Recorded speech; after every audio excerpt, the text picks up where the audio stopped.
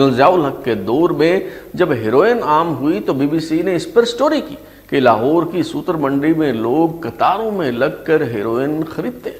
یہاں مئیبانوں کے گھر سے ایسے ہیروئن بکتی تھی جیسے اندرون شہر خواتین چوبارے سے رسی کے ذریعے ٹوکری نیچے کر کے سبزی خریدتی ہیں۔ مئیبانوں کے 4 بیٹے جانے مانے اتھرے بدماش اور ہونڈے تھے۔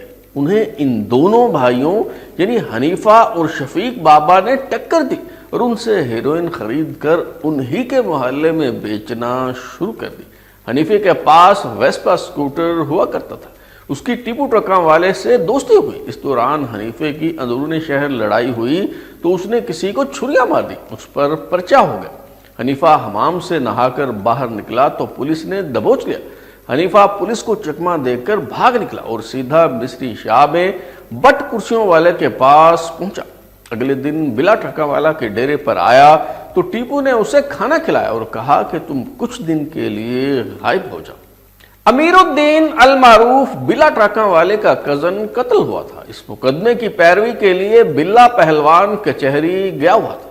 وہاں اکبری منڈی کا ایک اور بدماش اور بلے پہلوان کا ہم نام امیر الدین جو جوا کروایا کرتا تھا وہ بھی آیا ہوا تھا۔ اکبری منڈی کی کسی دکان کا قبضہ لینے پر بلے پہلوان کا امیر الدین سے جھگڑا ہو چکا تھا۔ امیر الدین نے پہلے بلے پہلوان کو گھورا اور پھر اس پر تھوک پھینک دی۔ وہاں موجود افراد نے ٹیپو پہلوان کو جا کر بتایا کہ امیر الدین نے تمہارے باپ کے ساتھ یہ سلوک کیا ہے۔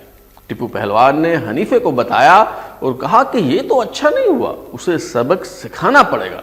حنیفے کو امیر الدین پر پہلے ہی غصہ تھا اور اس کی وجہ تھا اندرون شہر کا ایک لڑکا پنہ چنگڑ۔ پنہ چنگڑ حنیفے کا دوست تھا، ان دونوں کی ایک ہی لڑکی سے یاری تھی۔ پنہ چنگڑ کا یارانہ بڑھ گیا تو اس نے لڑکی سے شادی کرنے کا فیصلہ کر لیا۔ حنیفے نے اسے سمجھایا کہ یہ حرکت نہ کرو، تمہیں پتا ہے کہ ہم دونوں کا اس کے ساتھ کس طرح کا تعلق رہا ہے، اب اگر تم شادی کر لو گے تو مجھے اس کو بھابھی کہنا پڑے گا۔ پنہ چنگڑ نہ مانا اور اس نے شادی کر لی تو حنیفے اور پنہ چنگڑ کا تعلق ٹوٹ گیا اور پنہ چنگڑ نے اکبری منڈی میں جوا کروانے والے امیر الدین کا گروپ جوائن کر لیا۔ دلچسپ بات یہ ہے کہ اس کہانی کے باقی سب کردار مارے جا چکے ہیں، البتہ پنہ چنگڑ خوشگوار زندگی گزار رہا ہے۔ بہرحال حنیفے نے کہا پہلوان جی مسئلہ ہی کوئی نہیں، اس کی طبیعت صاف کر دیتے ہیں۔